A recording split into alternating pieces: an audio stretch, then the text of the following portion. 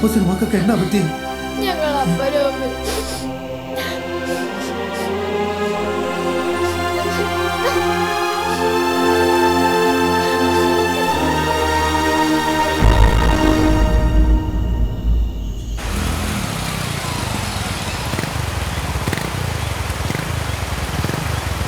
ഞാൻ പറഞ്ഞതല്ലേ വിളിച്ച റോസ് കുട്ടി നിങ്ങളെ കൊണ്ട് ഇങ്ങോട്ട് വരരുതെന്ന്. അത് അപകടം.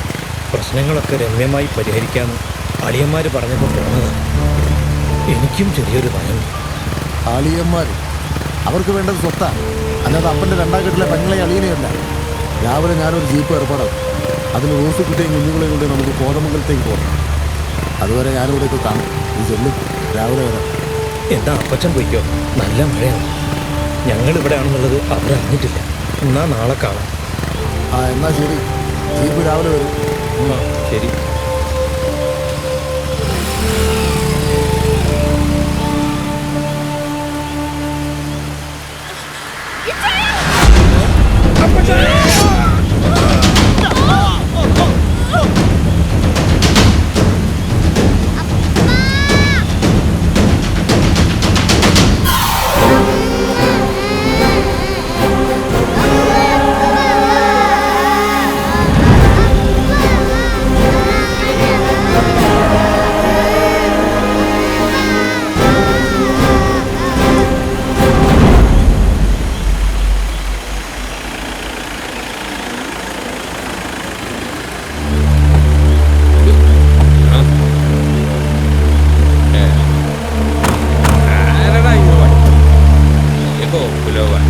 എടുത്തു മാറ്റടാ.